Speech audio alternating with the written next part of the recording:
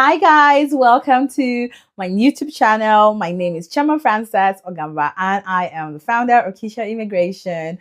Akisha Immigration, we help our clients across the world relocate to Canada, US, UK, and other countries via different pathways, whether as a student, as a permanent resident, or even a business owner or entrepreneur or investor. You can also get citizenship or residency by investment through the programs we offer. And there are countries that offer that in the Caribbean, St. Lucia, St. Kitts and Nevis, Antigua and Barbuda, and a host of them. You are welcome to our channel, Akisha Immigration. The last video, I shared my immigration story and I talked about how I got into immigration, how my childhood influenced that, and how I turned pain into purpose. I literally turned pain into purpose, and that's how I'm here today. Now, if you haven't caught up with that, you can check the previous video to see what I'm talking about. See the link to the video up here. You might want to go back, listen to my immigration story. You're going to get a bit of it because this is going to be like a continuation of what I said I was going to share in that previous video. So when I was sharing my story, I talked about how my first experience abroad was to go as a student. And so today I'm going to be wearing my study abroad hat, my international student hat. I've been an international student in 2 different countries in 2 different continents. And I'll be sharing what that experience was like, the mistakes I made, the lessons I learned, and everything in between. All right. So my first experience leaving my home country was to Malaysia. So I went to the Asian continent. I know. I went there first.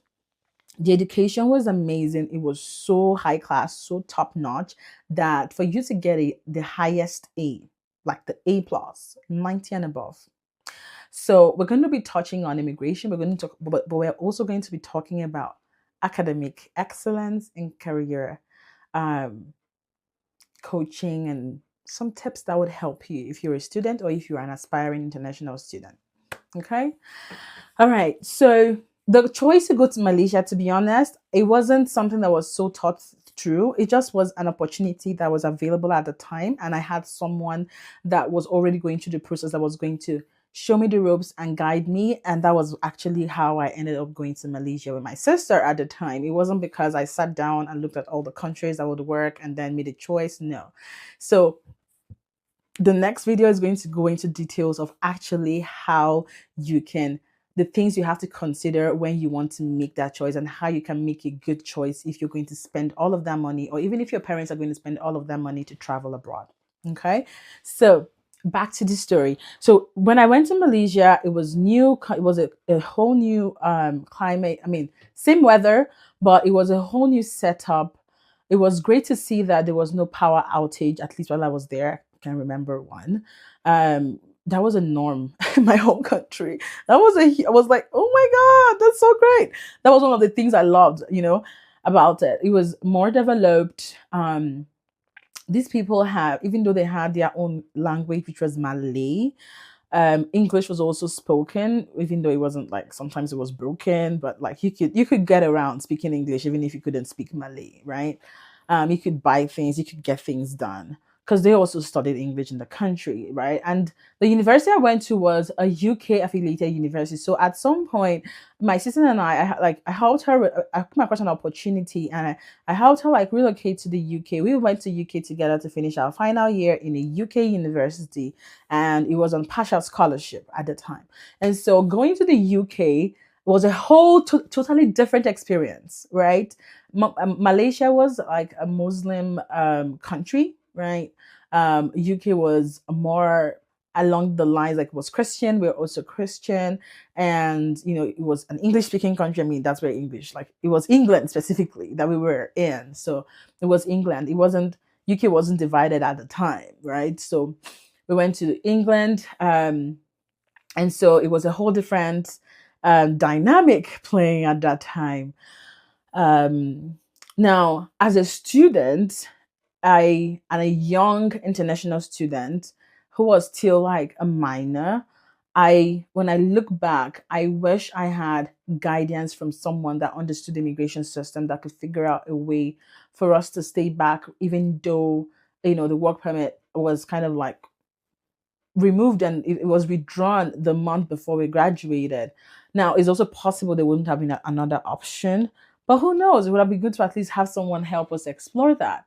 And so that's what I'm here to share with you today. So over 10 years ago, my mom and family spent thousands of dollars in university tuition for me to go and study, and the hope was that we were going to stay back and work and get international global experience and hopefully settle there. Of course, visit home every now and then, but that did not happen because I did not have the right information and I did not have the right guidance. And in hindsight, like I already said, I wish I had that in place.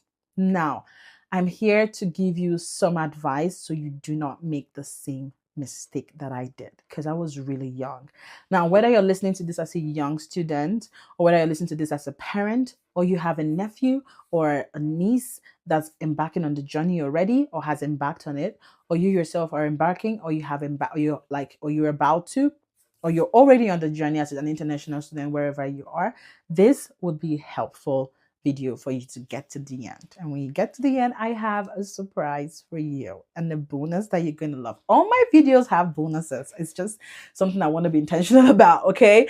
All right. So if you're a student in UK, Canada, US, wherever you are, congratulations. If you want to start that journey and that's your goal, congratulations in advance. But I'm here to tell you the undiluted truth. If you're already here in Canada or in any country where you want to be, you've already gotten to that goal of being an international student, you do not want to relax. If you're a mature student, and by mature, I mean the kind of student that already has work experience, is probably coming for their second program, postgraduate program, right? You have some work experience already. Great. Just stay tuned, okay? If you do not have work experience at all, that's also good. But you want to use, I'm going to talk to those that do not have experience at all first.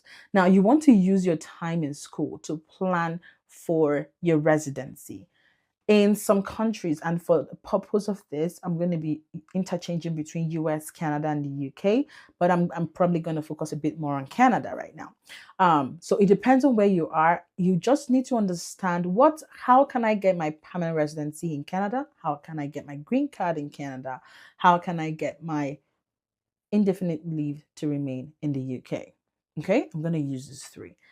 Now, you're going to be wondering, why is she going from study visa to permanent residency in any of the countries? Because somewhere in between is what different countries call different things. It's probably, your work permit as after being a student, whatever it's called in your country, that work permit.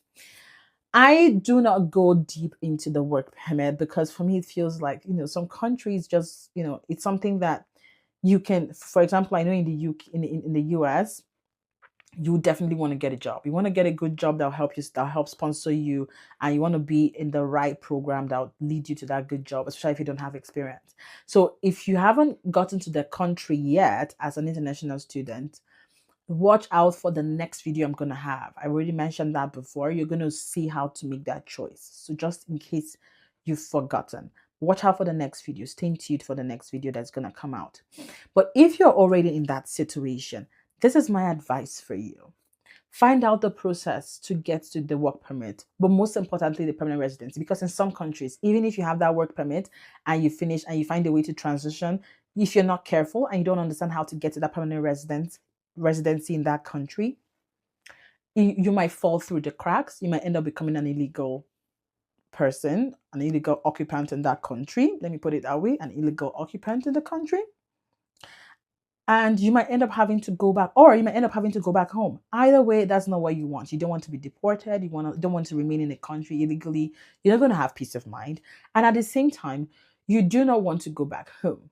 Okay, so find out how to get to permanent residency. I say permanent residency because permanent residency is where you get to and you can relax a bit because you feel like, because the next goal usually is the citizenship.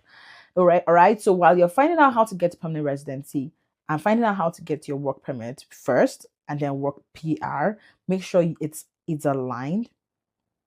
Okay. Also know what it takes to get to citizenship in that country. Also know what it takes. It just doesn't cost you much. If it means getting one consultation and asking all those questions and knowing what it is you have to do before you go in to do DIY, do it.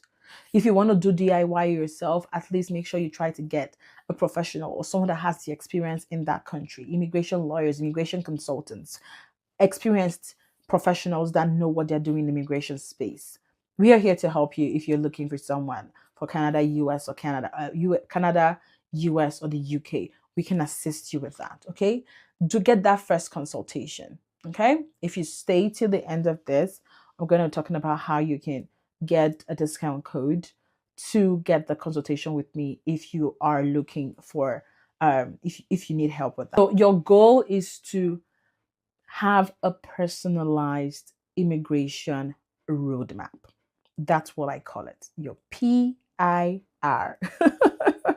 So that it leads you to your PR and resident and Canadian and citizenship. If you have your PIR, it can lead you to your permanent residency in that country and your citizenship. And we are here to support you. Okay. Now, when you have a personalized immigration roadmap, this is what it does for you. It saves you money, it saves you time, and you have peace of mind. You know what it is you're working towards, and you know the steps you have to take to get there. And that is what you want to focus on. Even though you're studying, don't put all your head down in studying and then you just want to get a first class and that's it. That's what I did. I mean, I came out with a first class, but like, that was it.